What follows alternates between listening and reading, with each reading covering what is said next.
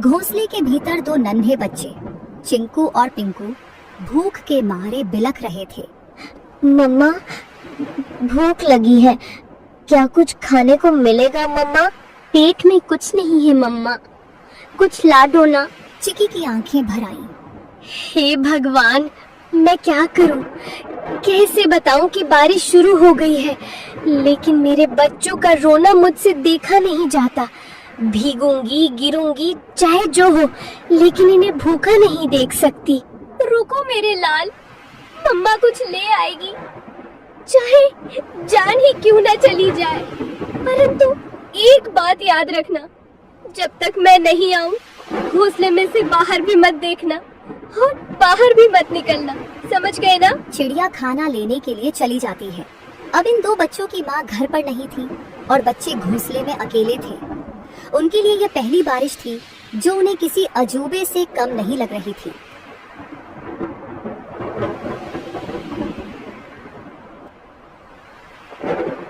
चिंकू बार बार गर्दन बाहर निकालकर देख रहा था। अरे ओ पिंकू, सुन रे, ये क्या चीज ऊपर से टपक टपक गिर रही है? कोई रो रहा है क्या? पिंकू घोंसले के कोने में दुबक कर बैठा था। अबे मूर्ख, रोने की आवाज नहीं है ये, बारिश है बारिश, आसमान बरस रहा है। पर ये आवाज कितनी डरावनी है, और पानी, इतना सारा पानी कहाँ से आता है रे? मत देख बाहर, मम्मा ने कहा था बिजली चमकी तो घोंसले समेत भस्म हो जाओगे। चिंकू सहम गया। हवा के साथ पानी की बौछारें घोंसले तक पहुंचने लगी थी। दोनों भीगने लगे। मम्मा कब आएगी पिंकू? भूख लग रही है यार, और डर भी। पिंकू कुछ नहीं बोला, उसकी आंखों में चिंता थी। मम्मा ने कहा था कि अगर मैं देर से लौटूं तो घबराना मत, चुपचाप बैठे रहना, डर से बड़ा कोई शिकारी नहीं होता। चिकी चिड़िया को जंगल में कुछ गेहूं मिले। उसने वो गेहूं को अपनी पतली टांगों से पकड़ा और तेज बारिश में फिर से बच्चों के पास लौटने की ठान ली। बारिश और हवा में अपना जोर दिखाना शुरू कर दिया था। उसे ना चाहते हुए भी एक पेड़ की डाल पर बैठना पड़ा। हे राम, बच्चे अकेले हैं, घोंसला खुला है और ये बारिश बढ़ती ही जा रही है। यदि बारिश थोड़ी सी भी कम हो तो मैं सीधी दौड़ती हुई उड़कर अपने बच्चों के पास पहुंच जाऊंगी। तभी बगल की डाली पर टोनी तोता फुर्र से आकर बैठा। अरे टुनी बहन, तू यहाँ क्या कर रही है इस तूफानी बारिश में? तुम्हें होश भी है कि बच्चे अकेले हैं? टोनी भाई, क्या करूं, उड़ नहीं पा रही, पंख गीले हो गए हैं। बहन, कल की बात बताऊं, मैं कबूतर बहन के घोंसले के पास से जा रहा था। क्या हुआ वहाँ? बहन, एक सांप आया था, बहुत लंबा और काला, चुपचाप डालियों के पीछे पीछे सरकता हुआ सीधा घोंसले तक पहुंच गया। फिर किसी ने देखा नहीं? मैंने देखा, मैं ऊपर ही उड़ रहा था। जब देखा कि सांप कबूतर के बच्चों के ऊपर झपटा, मैं चीखा जोर से, सांप सांप। सब पक्षी इकट्ठा हो गए, लेकिन तब तक बहुत देर हो चुकी थी। वो दो बच्चों को निगल गया बहन। चिकी सन्न रह गई। टोनी का चेहरा भावुक हो उठा। और जब कबूतर बहन आई ना, वो तो जैसे पगला गई थी।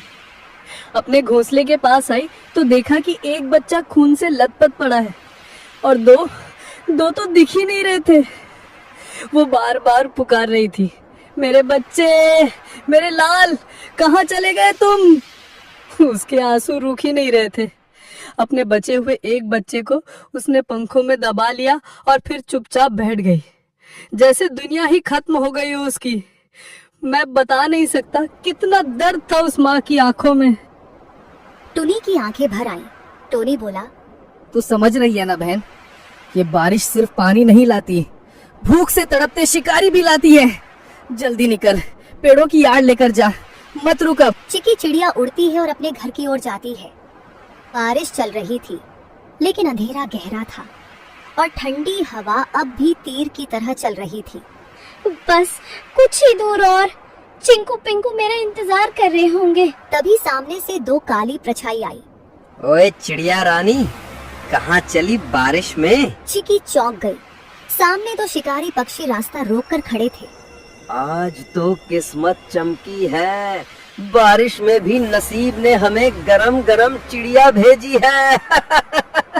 आज हम चिड़िया तुझे खा जाएंगे। अब चिकी चिड़िया के सामने यह नई मुसीबत आई थी। चिड़िया ने सोचा, इस बार मैं नहीं बच सकती, क्योंकि आज दोनों दरिंदे बदमाश इकट्ठा होकर आए हैं। मुझे आज बल से नहीं परंतु दिमाग से काम लेना होगा। उसके दिमाग में एक आइडिया आया, जब दुश्मन को हराना हो तो उनमें फूट डालो, जिसे दुश्मन की ताकत आदि हो जाती है।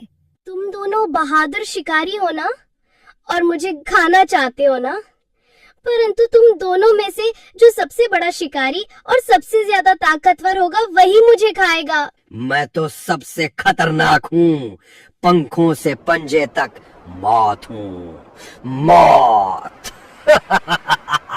तेरी औकात नहीं मेरे सामने, मैं तो उड़ते परिंदे गिराता हूँ। तू मुझसे बड़ा शिकारी नहीं हो सकता। तो भेड़ो ना, दिखाओ असली ताकत। मुझे तो वही खा सकता है जो सबसे ताकतवर है। दोनों शिकारी जल उठे। कौवा उड़कर सुल्तान की ओर झपटा। सुल्तान ने पलटवार किया। सबसे पहले मैं तुझे खाऊंगा, फिर इस चिड़िया को। तू खा नहीं पाएगा कालू। दोनों एक दूसरे को नोचते हुए हवा में झगड़ते हुए नीचे गिर पड़े। दोनों की हालत खराब हो गई और बेहोश हो गए। चिकी इसी मौके का फायदा उठाते हुए चुपचाप वहां से जल्दी उड़ते हुए निकल गई। उसके मन में एक ही बात थी, बच्चों तक पहुंचना है, बस अब देर नहीं। चिंकू और पिंकू कांपते हुए बैठे थे। बारिश अब थम चुकी थी, लेकिन डर अब भी घोंसले में था। तभी हवा में एक जानी पहचानी गंध आई। चिंकू, मेरे पिंकू, मैं लौट आई। मम्मा, हम कब से राह देख रहे थे कि आप कब आएंगी। मेरे लाल, तुम दोनों ठीक हो ना? डर तो नहीं लगा? बहुत डर लगा मम्मा, बिजली भी चमक रही थी। चिंकू बार बार बाहर देख रहा था, मैं तो कह रहा था ना जल जाएगा। बेटा, कभी कभी डर जरूरी होता है, लेकिन बहादुरी ये है कि डर के बाद भी टिके रहो। तुम दोनों ने बहादुरी दिखाई। पंखों में छुपाए हुए गेहूं को निकालकर मजेदार खाना बनाया और बच्चों को दिया। बच्चों ने भूख के कारण खाना खा लिया। अगली सुबह बारिश तो रुक चुकी थी, लेकिन घोंसले में सन्नाटा था। सूरज की हल्की रोशनी घोंसले में पड़ी तो चिकी ने देखा, चिंकू एक कोने में पड़ा कांप रहा था। उसकी आंखें आधी खुली थी और शरीर तप रहा था। चिंकू, ओ बेटा, क्या हुआ तुम्हें? मम्मा, बहुत गर्मी लग रही है, पूरा बदन जल रहा है। हे भगवान, बुखार इतनी तेज, अब मैं क्या करूं? मम्मा, चिंकू को क्या हो गया? ये तो बोल भी नहीं पा रहा है ठीक से। चिकी ने खुद को संभालने की कोशिश की, लेकिन उसकी आंखों में आंसू भर आए। तू ठीक हो जाएगा बेटा, मम्मा यही है, कुछ करेगी, कुछ जरूर करेगी। उसने चिंकू को अपने पंखों में लपेट लिया। दिन भर वो उसके पास बैठी रही, चिंकू को साल भी दे दी। अगली सुबह जैसे ही सूरज निकला, टुनी को पिंकू की हल्की खांसी सुनाई दी। मम्मा, मुझे भी कुछ अजीब लग रहा है, सर भारी है। नहीं, अब तू भी? ये क्या हो रहा है मेरे बच्चों को? हे भगवान, मैंने कौन सा पाप किया? भूख मिटाने चली तो बारिश आई, बारिश में निकली तो शिकारी आए, और शिकारी से बचकर आई तो अब ये बुखार। क्या मेरी ममता की परीक्षा ले रहे हो तुम? पिंकू और चिंकू दोनों अब मम्मा के पंखों के बीच पड़े कराह रहे थे। चिकी का मन टूटा हुआ था, लेकिन आंखों में अब भी एक जिद थी। नहीं, मैं हार नहीं मानूंगी। मैं माँ हूँ, और माँ कभी घोंसले में बैठकर अपने बच्चों को यूं मरता नहीं देख सकती। अगर इनको बचाना है तो मुझे लड़ना होगा, बीमारी से भी, अकेलेपन से भी, और इस जंगल की बेरहमी से भी। लेकिन उसके मन में एक सवाल लगातार घूमता रहा, क्या ये कल सुबह मेरी गोद में होंगे? चिकी अपनी घोंसले से उड़कर जाती है। उसकी आंखों में नींद नहीं थी, सिर्फ चिंता, सिर्फ डर। वो सीधा टोनी तोते के पेड़ के पास पहुंची। टोनी भाई देखो ये क्या हुआ। अरे टुन्नी बहन, इतनी सुबह सुबह क्या हुआ? तेरी हालत क्यों बिगड़ी हुई लग रही है? मेरे दोनों बच्चे बीमार हैं टोनी। पहले चिंकू को बुखार आया, अब पिंकू को भी। रात भर तप रहे थे दोनों, मुझसे देखा नहीं जा रहा। कुछ कर यार, कोई उपाय बता। रुक, सुन, मुझे याद है जंगल के उस पार एक चूहा डॉक्टर है, बहुत समझदार। सब उसे डॉक्टर चिंटू कहते हैं। चल, अभी चल। बिना वक्त गवाए दोनों उड़ चले।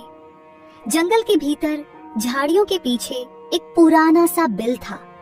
बाहर लगे बोर्ड पर लाल निशान से पता चल गया, यही डॉक्टर का घर है। डॉक्टर साहब, जल्दी बाहर आइए, एक माँ के बच्चे बीमार हैं, बहुत बुरे हाल में हैं। कुछ पल बाद डॉक्टर चिंटू बाहर आए। कितने दिनों से बीमार है? 2 दिन से, लेकिन रात में हालत और बिगड़ गई। ले चलो मुझे, मैं खुद देखूंगा। कुछ देर में तीनों घोंसले पर पहुंचे। डॉक्टर ने बच्चों को चेक कर लिया। ये साधारण बुखार नहीं है, ये वायरल है। बच्चों के शरीर में लड़ने की ताकत नहीं बची है। तो क्या ये मर जाएंगे? मैं कुछ नहीं कह सकता। मैं दवा दूंगा, अगर ऊपर वाले ने चाहा तो बच जाएंगे, पर मैं कोई गारंटी नहीं देता। तुम तो डॉक्टर हो, तुम्हारे पास उम्मीद होनी चाहिए। मैं दवा दे सकता हूँ बहन, चमत्कार नहीं। जब शरीर साथ नहीं देता तो दवा भी हार जाती है। अब ये तेरी ममता और भगवान की मर्जी पर है। चिकी जानती थी अब उसके हाथ में कुछ नहीं बचा था। वो निकल पड़ी एक उम्मीद में। वो जा रही थी उस पेड़ की ओर जो जंगल के बीचों बीच सबसे ऊंचा था। एक ऐसा स्थान जिसे पक्षी शांत शिखर कहते थे। वहाँ कोई शिकारी नहीं आता, न चीलें बैठती हैं, न कौवे मंडराते। ये कोई आम डाल नहीं थी, ये वो जगह थी जहाँ आकाश और आत्मा एक हो जाते हैं, जहाँ हर पत्ता, हर हवा, हर किरण साक्षात ब्रह्मांड की भाषा बोलती है। चिकी वहाँ पहुंची, कांपती, थकी हुई लेकिन जिंदा उम्मीद से भरी हुई। उसने आंखें बंद की और गहराई से सांस ली। हे ब्रह्मांड, मैं तुझसे मांगने नहीं आई, मैं तेरे आगे झोली नहीं फैला रही, मैं तुझसे लड़ने आई हूँ अपने बच्चों के लिए। उसकी आवाज जंगल में गूंज उठी। मैं एक चिड़िया हूँ, हाँ मामूली, पर मेरी ममता मामूली नहीं। तूने मुझे पंख दिए हैं, लेकिन आज मैं उनसे आसमान नहीं, तुझसे जवाब मांग रही हूँ। क्यों मेरे बच्चों को तूने इस बुखार की आग में झोंका? तो ही बता। उसने आकाश की ओर देखा। उसका शरीर कांप रहा था, लेकिन उसकी आवाज पत्थर तोड़ देने वाली थी। तू सब देखता है ना, तो देख देख मेरे बच्चों की तड़प।